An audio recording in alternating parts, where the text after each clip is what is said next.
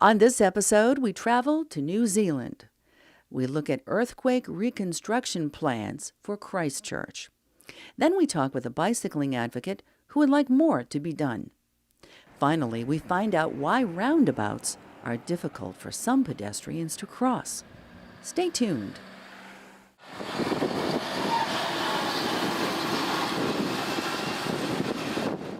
We're in Christchurch, New Zealand, talking with Tim Cheeseborough, who's Senior Transportation Planner with Christchurch City Council. What happened here in Christchurch a couple years ago? Well, hello, John, and welcome to Christchurch. In September 2010, Christchurch had the first of a series of devastating earthquakes. That was over a magnitude 7.1 in September 2010. And I think while the city thought it was recovering from that, in February 2011 there was a very tragic earthquake, middle of the day on a weekday, where many people tragically died. And so the City Council, in partnership with a Canterbury Earthquake Recovery Authority established since those earthquakes, is now planning for the reconstruction of Christchurch, Central City and the city as a whole. And reconstruction, how badly damaged was the city? Well, we're right in the heart of the central city here now, John. In the downtown area here, we will have lost over 1,000 buildings compared with the city as it was before February 2011. When you're faced with a situation like that, how do you get started? Well, we got started very early on. The government gave the council the task of producing a draft recovery plan for the central city. And so the city council went out and engaged in a process it called Share an Idea. And we asked the community, who were still quite traumatised at the time, to come along and tell us what they would like of a new central city. The response from the community to that was absolutely overwhelming. Over 6 or 7 weeks we had 106,000 individual submissions on the new plan for the central city through drop-in sessions, a whole weekend of activities. We were overwhelmed by that level of response, and I think, as best I'm aware, it's almost a record worldwide of the level of community engagement in it, which I think just shows you how passionate Christchurch people, Cantabrians, are about the recovery of this great city. I'm sure seeing that level of spirit among the citizenship was a good sign. When you took that 100,000 comments and you sorted them out and saw what you had there, what sort of themes emerged? Well, we picked them into a number of themes about life in the central city, redevelopment of the arts and sporting activities and so on. But as a traffic engineer and as a transport planner, there were key themes that emerged from it for us. And those were what people wanted more of. They wanted greener streets, more street trees. They wanted a more people-friendly central city that was especially more pedestrian friendly in the heart of the central city. What did they want less of, which was equally important and challenging for us, was they wanted less concrete, they wanted less cars, and they wanted less buses. So as a traffic engineer, as a transport planner, you can imagine what a challenge that would be for us. But our task since that day has really been to work through what this new central city could be like in order to deliver the vision people had. And I assume the layout of the streets is going to be more or less the same afterwards as before. But are the streets going to look different? Yeah, the layout of the streets, Christchurch was a planned city in the mid-1800s, and so it's benefited from a grid network of well-established streets, with the cathedral at the very heart of the central city, which was very badly damaged in the February earthquake. But that basic street pattern is retained, and it's seen as really one of the features of the city. But the streets that make up that grid network are going to change significantly in response to what people wanted. One of the key proposals for the central city is to create a new people-friendly network of streets in the very heart of the central city with a maximum 30 kilometres an hour low-speed zone, probably one of the largest of its kind in the country, if not the world. And so more streets that are friendly for people. Another big feedback we had from the community in transport terms was people wanted more streets with separated facilities for cyclists, and they wanted streets that were better for people that chose to use public transport as well. I suppose our philosophy for dealing with all of this is about improving choice. It's a real city. It's a real city that relies on trade, vibrancy, business, servicing and so on. So we have to live with a real city that has traffic in it every day, people coming in by car, people coming in by service vehicle if they choose to do so, but how we can live with that, work with that, but still give people the choice that if they choose to walk, if they choose to cycle, if they choose to catch the bus, then we've given them that choice and that ability to do so. So it's a fine balancing act between all of those competing needs. Where have you been able to look to for examples of the sorts of streets that you might have in the rebuilt Christchurch? Well, from your country, John, we've taken a lot of lessons from New York. So we thought, well, if New York can do great things with Times Square and other streets there, then we can do that as well. We've taken a lot of lessons from the transitional work that happened in Times Square, and fairly early on Gal practice were here in New Zealand. They were here in Christchurch before the earthquakes, and they came back to help us when we planned the central city after the earthquakes. And so we've looked at Times Square. Elsewhere in the world we've looked at Melbourne and Australian cities that have delivered more laneway networks and pedestrian-friendly areas.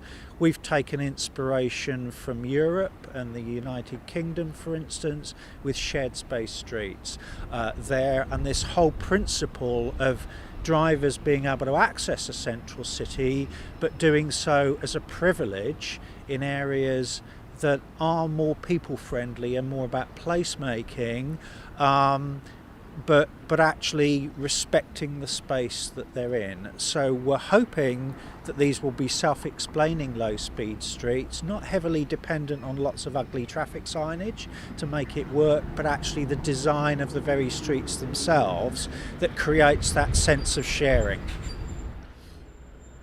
Are there examples of shared space streets here in New Zealand? Yes, fairly early on we had a lot of help from Auckland Council and Auckland Transport, who've introduced some new shared space streets in the very heart of Auckland, which has again very high car ownership here. Those, I think, have been amazingly successful. A small number of streets there that they've introduced various forms of shared space between pedestrians, cyclists and motor vehicles. Great results from those, as we understand it. Increased footfall to the shops there, increased trade in those shops, but really importantly, whilst you'd expect pedestrians to be enthusiastic about these streets and cyclists to be enthusiastic about them, so were delivery drivers, that actually they felt that these quite open, well-planned streets were actually good for access in the early hours of the morning and later on in the day.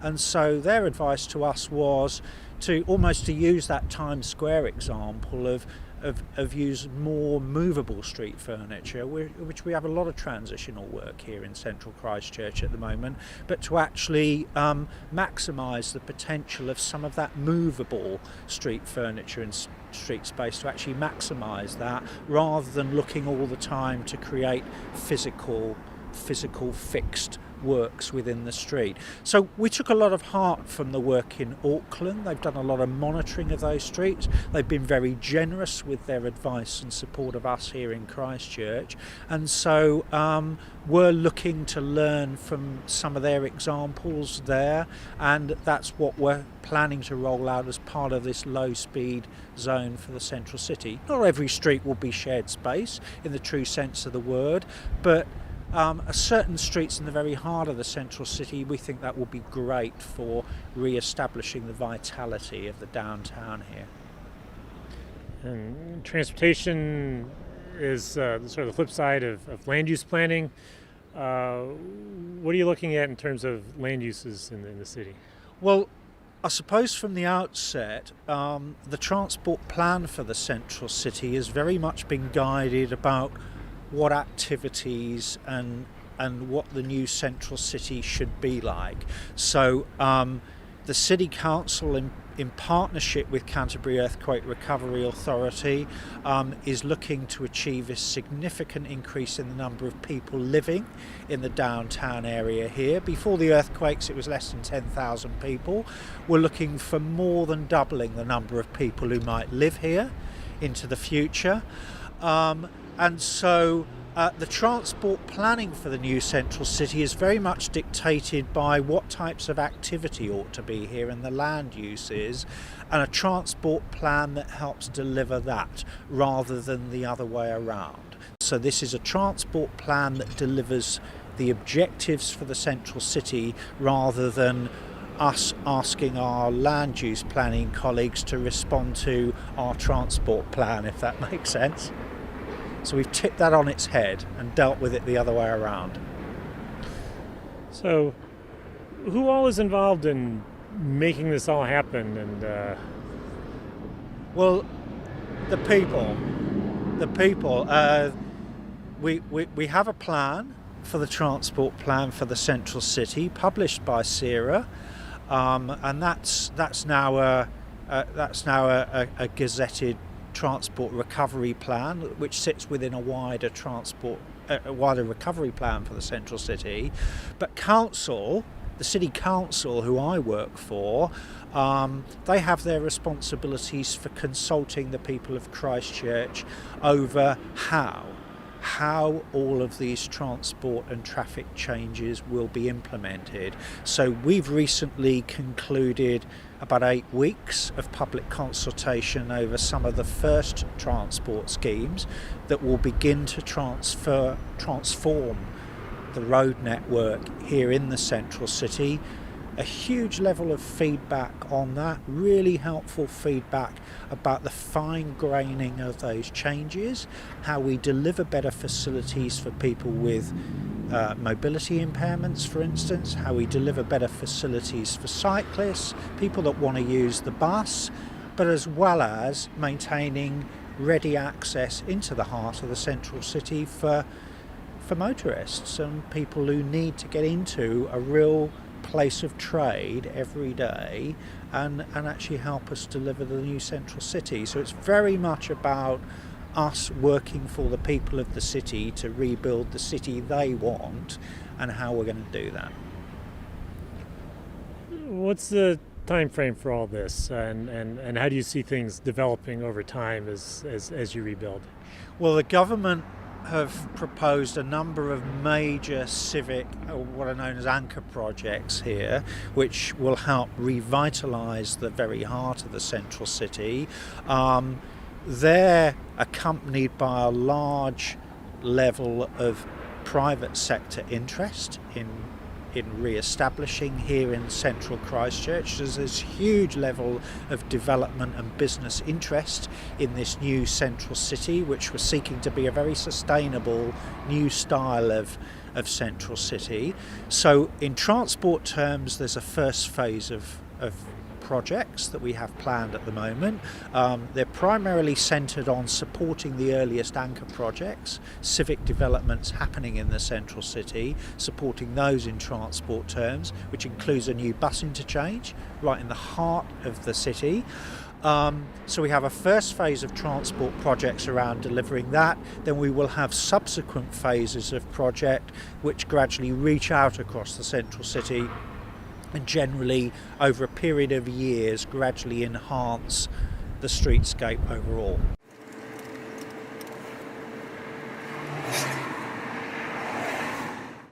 We're in Christchurch talking with Nigel Rushton. What are conditions like for bicyclists in the Christchurch area?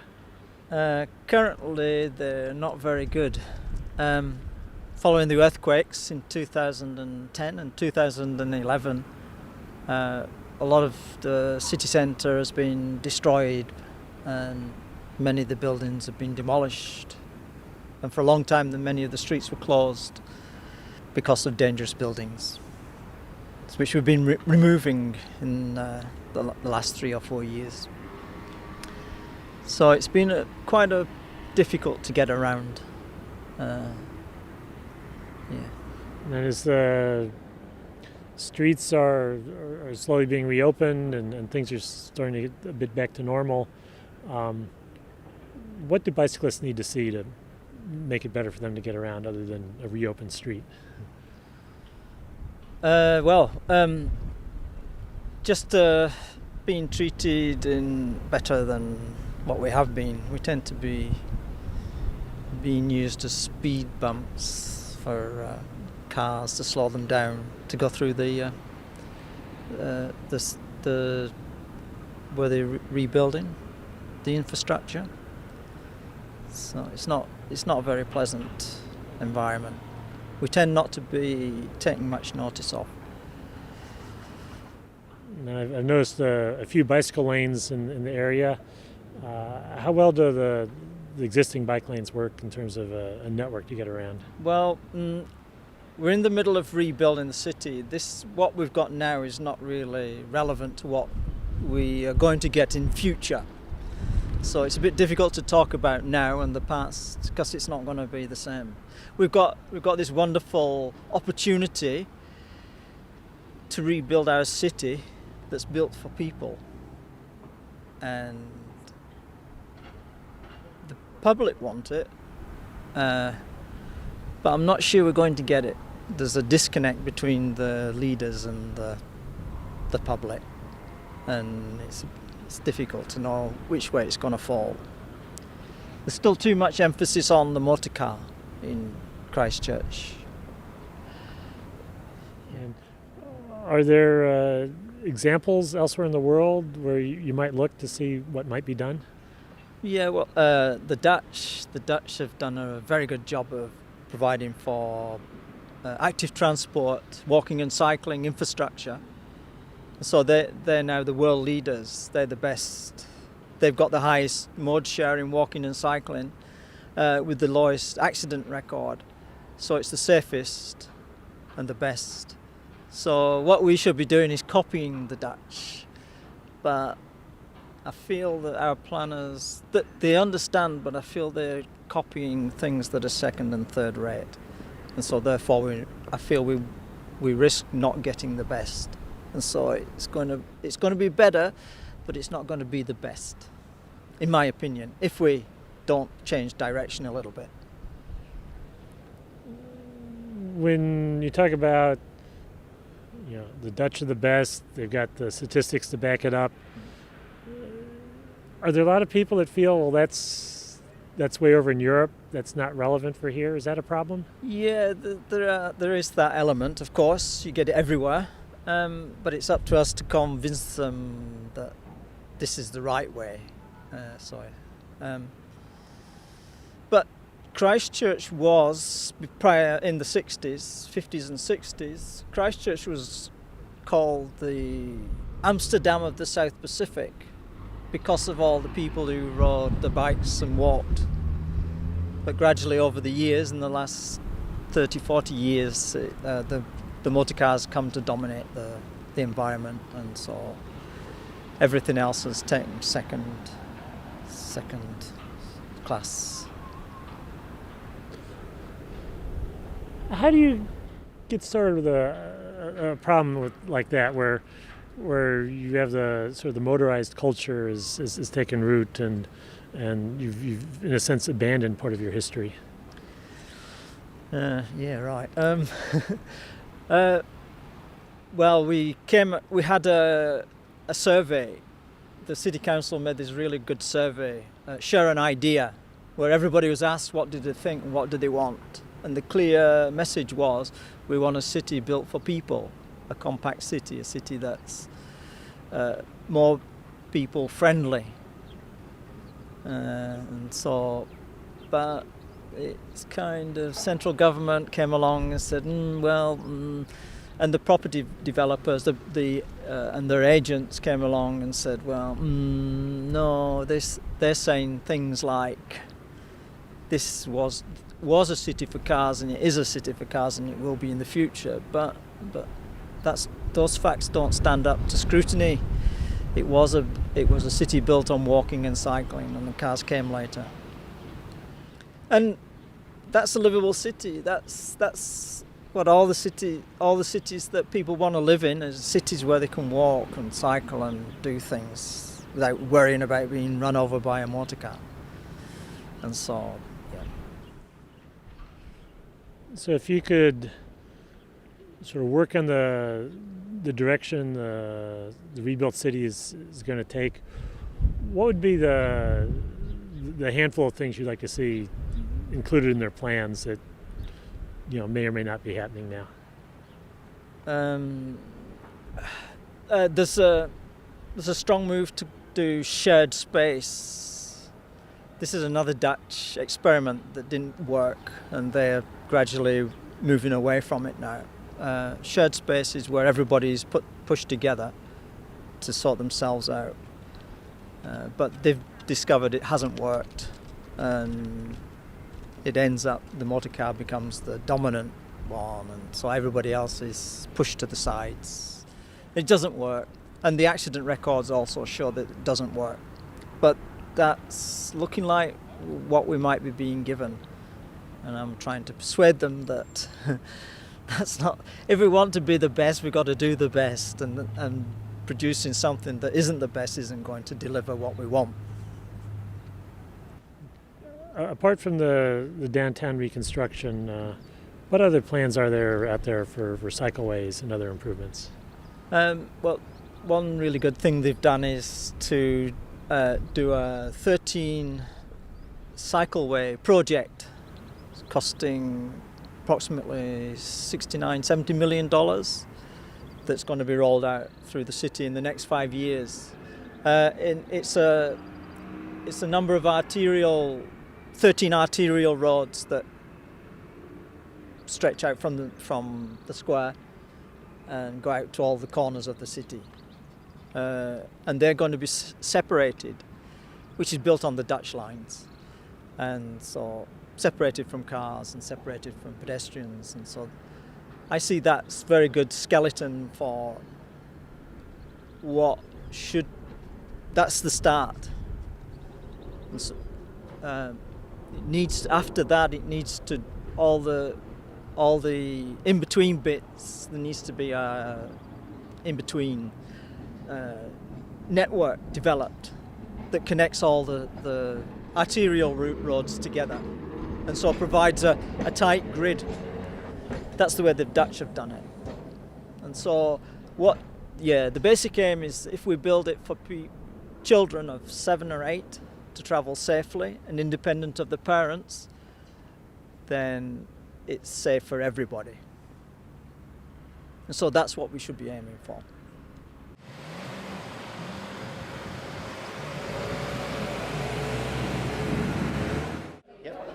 We're in Nelson, New Zealand, talking with Ben and Dave Jackson. How easily do you find it to get around town?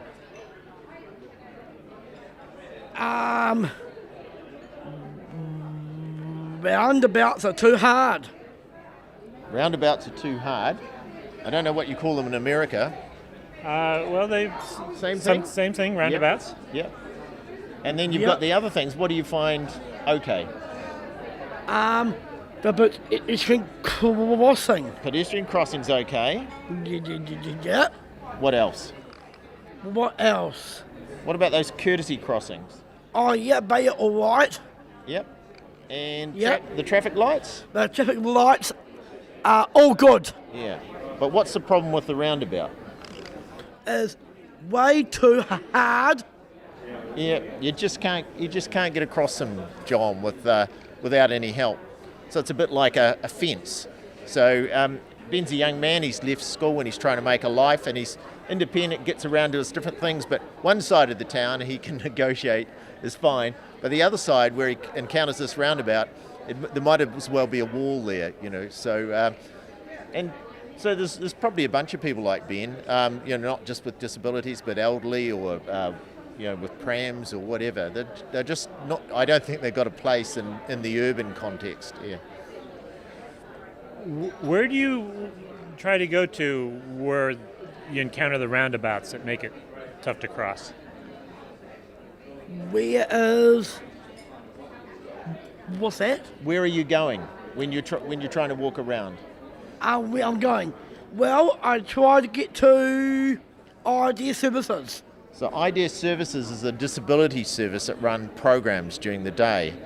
So they've got two different bases. So one's over behind us to the east, and that's fine, and one's in the opposite direction, and that's where he encounters the difficulty. So he could be quite independent otherwise, but this roundabout, we always have to have an adult, another person go with him to help. So it's, you say the other types of crossings, your more standard crosswalk, your signalized crossing, those do work for him though. Yeah. So Ben's learnt to use those. He's really good on the zebra crossing or pedestrian crossing. The traffic lights are great, so he's learnt that and the sound. And we have these courtesy crossings in our town as well, and he can negotiate them fine. But just those jolly roundabouts, because they're just so efficient at injecting traffic into the gap, and so you've got to be pretty astute. You know, the timing required is to get it right is quite a skill really, and I'd say 1 in 5 people probably can't handle them that well. So that marginalises a lot of people from participating in the city, in city life. Yeah. Visit us on the internet at www.pedestrians.org.